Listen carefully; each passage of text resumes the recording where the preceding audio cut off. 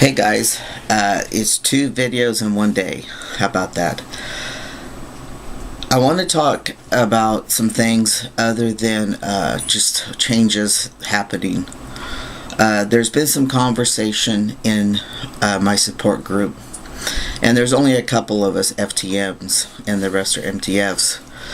But it's interesting to hear how each person is so different one from another. And what I mean is, there's been a discussion about bottom surgery lately because of Kaiser, as I mentioned in my video today, covering transgender services, and they even cover the phalloplasty. So even I, in my videos, had a view about bottom surgery early in my transition, about what I think I would go for if opportunity had arose. Now again, a lot of people base their opinions of surgeries, how do I say this, when they know they don't have the money or feel they'll never have the money, and then something like this just happening where Kaiser's covering transgender surgeries and all kinds of services. People are waiting until open enrollment and signing on to Kaiser and getting a lot of things going. And so in our conversations, we've had our opinions about which bottom surgery would we have. And again, up until before Kaiser, it was always very reserved about it. I've been very reserved. I don't talk about things like that very openly. It's just me. But I did mention way in the beginning, I think when I was on It's a Man's World, that if anything, the metoid would probably be what I would choose, because of what you see on the internet and the phalloplasty.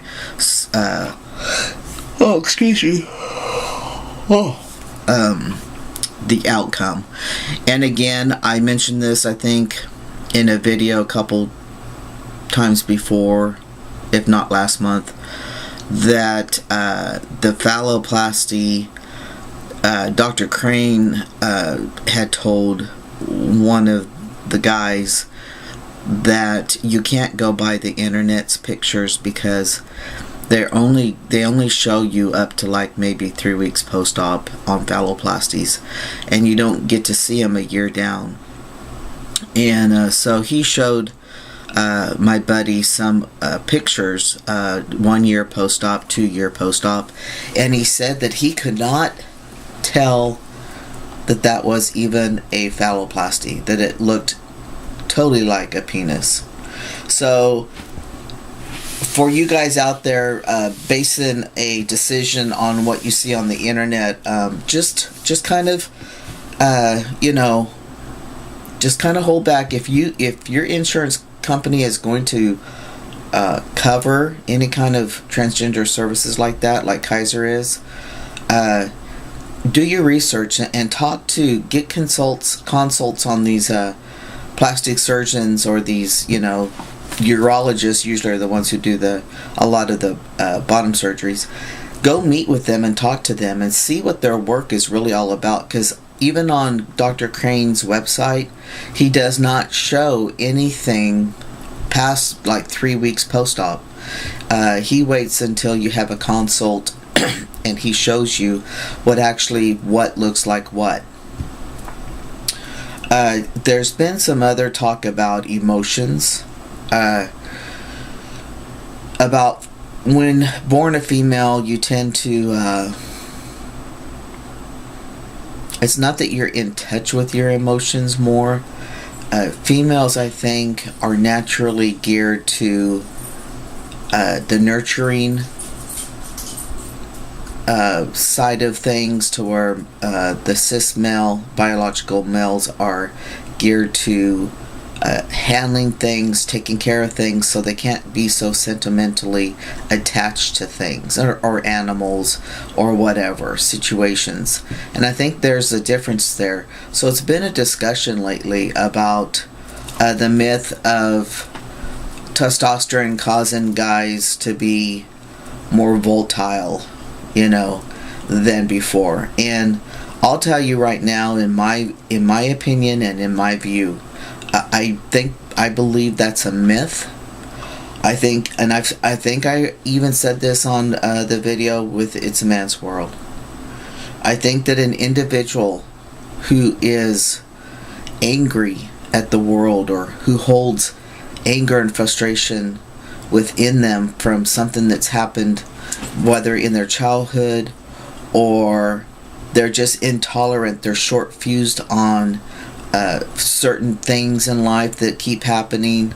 If you haven't learned how to control your behavior, your anger, you have trouble managing it, especially as a female. Then when you get the testosterone, in my opinion, because testosterone, to me, builds and gears the individual towards not being so attached, and being more not reactive, detached sentimentally in a lot of things, because males are geared to take care of the family in the prehistoric days, and you had to be ready, and you had to not get attached to things. Even children, they didn't get as attached as the women.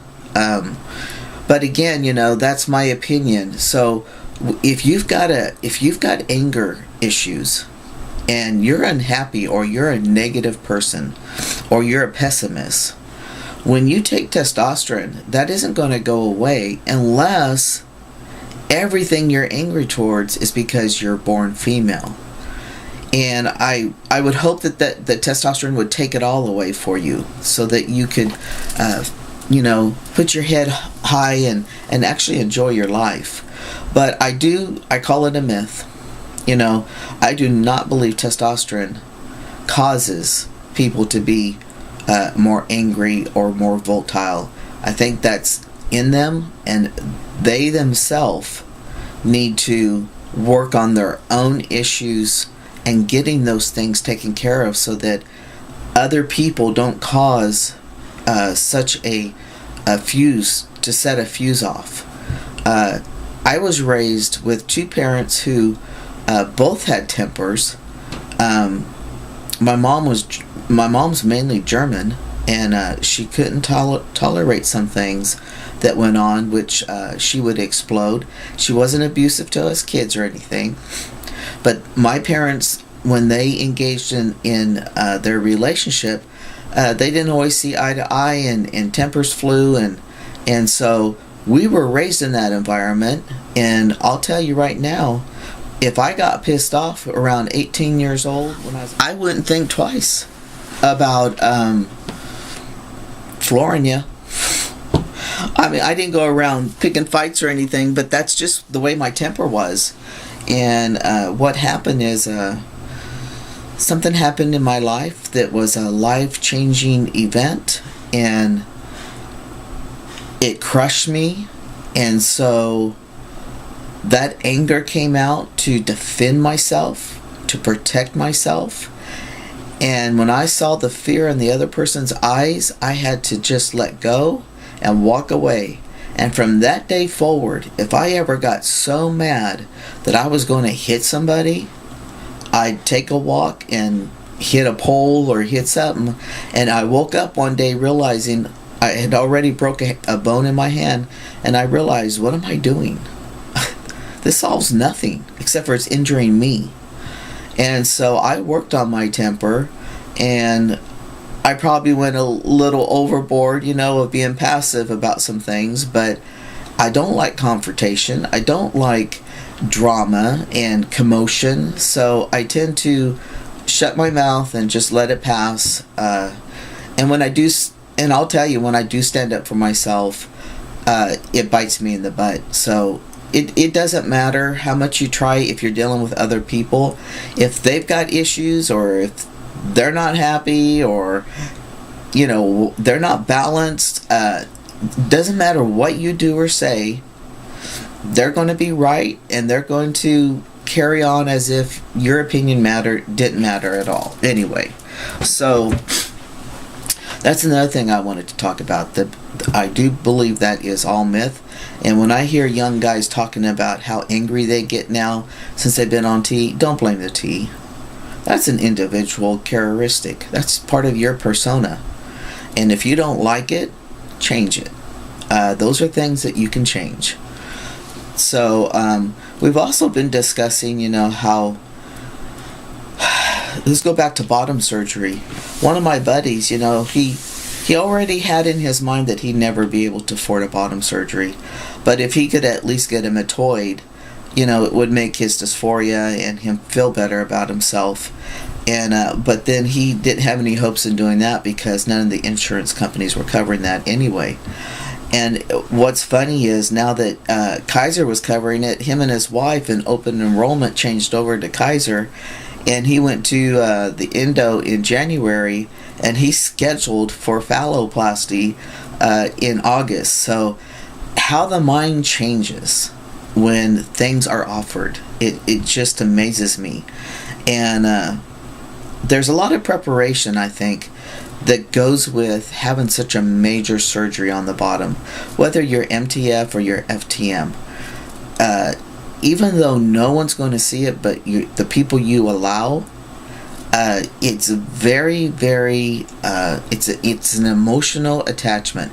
Now, I don't mean the MTFs are attached to their penis or vice versa with the FTMs and their vagina. I don't mean that at all. It's just what I mean by attachment is that you are emotionally and physically attached to this, which you don't realize how great the attachment is until either one, the attachment causes so much dysphoria that you can get rid of it, or number two, you can get rid of it and you have to deal with it, so you settle. And so that's the only way you'd be able to cope in life is to settle. So when surgery is offered and you're able to get whatever surgery whatever you want, it's amazing how so much freer the person feels, how greater their dysphoria comes on set while waiting for that surgery. It amazes me how they pay attention to it more. I think that when we deal with things in transition and things aren't happening maybe as fast as they should, or you're at a spot where you still are not on T, you're trying to transition without T right now, you've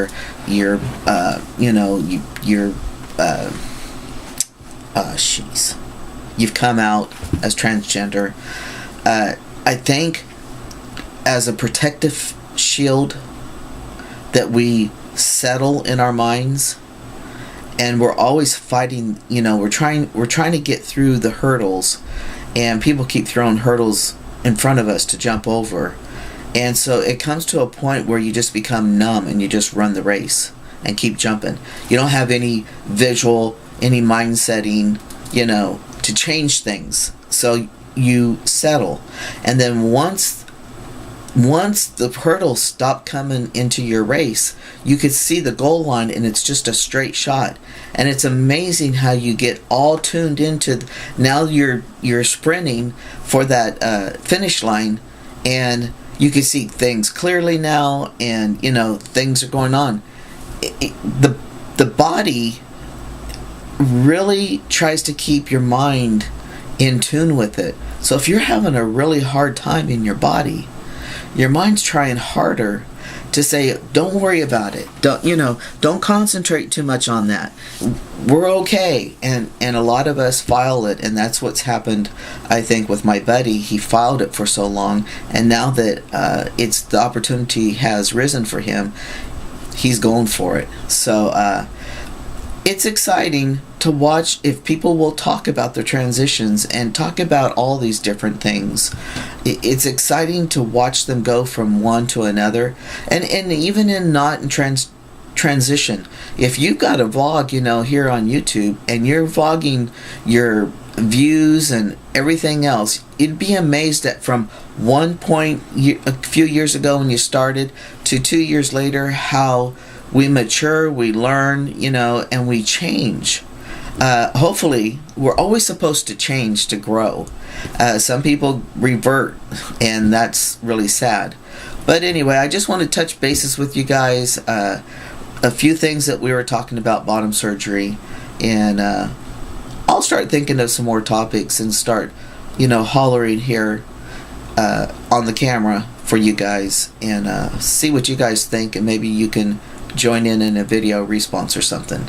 Alright guys, one day at a time, make your journey as simple as possible. Bye.